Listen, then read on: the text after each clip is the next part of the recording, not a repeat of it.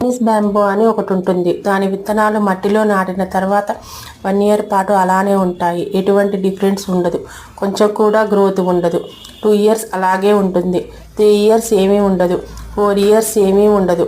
5 years water చేసిన తర్వాత అప్పుడుకు ఏమీ ఉండదు. కానీ దాని తర్వాత 6 వీక్స్లో 90 ఫీట్ దాకా వెళ్తుంది. చూసిన వాళ్ళంతా అబ్బా 6 వారాల్లో ఇంత పెరిగిపోయింది అంటారు. ఇందులో గమనించాల్సిన విషయం ఏంటంటే మనలో చాలామంది గ్రోత్ అలా ఆధారపడి ఉంటుంది. ఫస్ట్ 1 ఇయర్ 2 ఇయర్స్ 3 ఇయర్స్ ఏమీ ఉండదు. ఏంట్రా ఇంకా ఇక్కడే ఉన్నావు అంటారు. చూడరా ఎక్కడికో వెళ్ళిపోయావు అని అంటుంటారు. అయితే చైనీస్ బ్యాంబో విత్తనాలు వేసిన తర్వాత అక్కడే నిద్రపోలేదు. అది పనిచేసింది. గ్రౌండ్ కింద దాని నెట్వర్క్ పెంచుకుంది. దాని వేళ్లతో వ్యాపించింది. అలాగే మనుషులు కూడా ఒక టైం వచ్చాక ఎదుగుతారు. ఎవరన్నా నువ్వు ఎదగలేదు, మిడిల్ క్లాస్లోనే ఉన్నావు అని అంటే విత్తనం చిన్నది, మర్రి చెట్టు పెద్దది.